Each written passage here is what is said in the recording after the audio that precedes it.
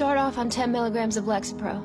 Take it each morning and probably with food can cause headaches and nausea and changes in mood and all kinds of thoughts you did not have before, and cause wondering what you were doing this for. Try Ativan, then Remeron, Effexor, and hanging on. You gotta try a bunch and see what sticks, because a psychiatrist cannot perform magic tricks, but I am a woman who was sawed in half, and this is a student health center, violently understaffed, and I cannot find my will to live in the figurines of The Simpsons on the shelf of a man who's just trying to make a difference. And I used to take all the bottles to all the prescriptions and line them up numerically from the date they were written. I thought if it got long enough it would work like a map. Like breadcrumbs on a path, I could find my way back to where it all started and change everything. I take a fucking chainsaw to the butterfly's wing. And probably when I shouldn't, I quit them all cold turkey.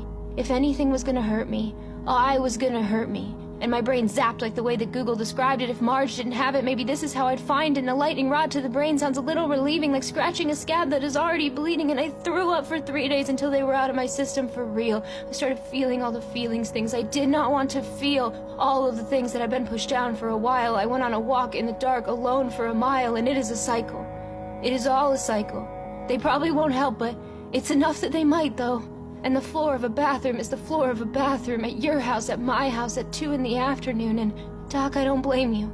It is not your fault. You really did answer every time that I called, and it might be the fault of my parents or my brain or my agitating belief that we should all be the same, or at least that I should be a little more like everyone else is. A modern, self-aware, glaring deficit. And everyone on the internet is a bit of an armchair therapist, and he took their advice because it seemed like they cared a bit, and he bought this book about how we made up depression, how we can think our way out of this chronic stress we're in, and I Google every ache and pain thinking I'm gonna die while he is incognito typing how to take his own life. And a 3-digit hotline is the first thing that appears, like a stranger in a dial tone could be the real cure, but everything in this system is designed to be a stopgap. Shut up, feel better, and probably don't do that. And one day, they'll take him to the hospital, and then to court, and say we will shove help down your throat and get you support. Back where you started this time with bills from the hospital. In real life, you could charge $200 when you pass go, and they make you pass go like 500 times just to prove that you can, but no shoelaces or door handles or overhead fans.